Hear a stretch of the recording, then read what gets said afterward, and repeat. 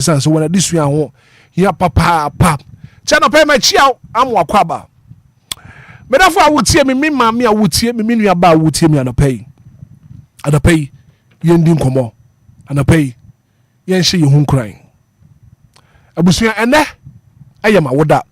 It's my birthday today. Na no pay me pese me no cha sembi enkoma me pese me no bono asema me busa se bufuo hoi eye anase nye bufuo eye anase enye ade biara atwedi amponyankopon bo ye biara ye na me bo nipa no wode bufuo kan nipa ho but se wo bufuo a eniama ya wo ye no etumi se ade abufuo nti wo bi adwuma abono abufuo nti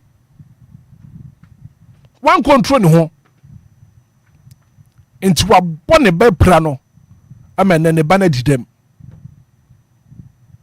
ye ni pa die ye bu befu but se abufuo ne ba aya ye control ye ho. We should be very, very careful the kind of words we say when we are angry. Ebufuo beba. But ye bufuo mu no. Eni ema ye no. Ye hwe de ye. Waba ne bufuo ya no wakeka nsam kire bema no. Ena ne bema no so ware ne biem. Bema ne bufuo ya no wakeka nsam kire waba no. Waba ne se de bi da. Won worry be mani biem na bufuo enti ba ye nti ana wakeka nsam ne kire na se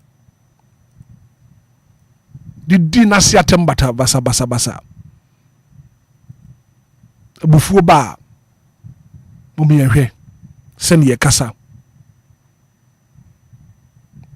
ba tembi wonu ma bufuo ba ye no watamade de abone be pra no e me na akola ya didem. Now, what kind of Bible now? Ephesians chapter 4, verse number 26. I see what buffo muno enye bone. In your anger, do not sin. What be to me ya wadia wadwuma na ubu afu. Ubufu a nyabutre. Ebufuo. Ebra ubu afu no aya control ho. Control your emotions, control actions, and control the kind of words that if you were eba. Mister Ephesians chapter 4, verse number 26.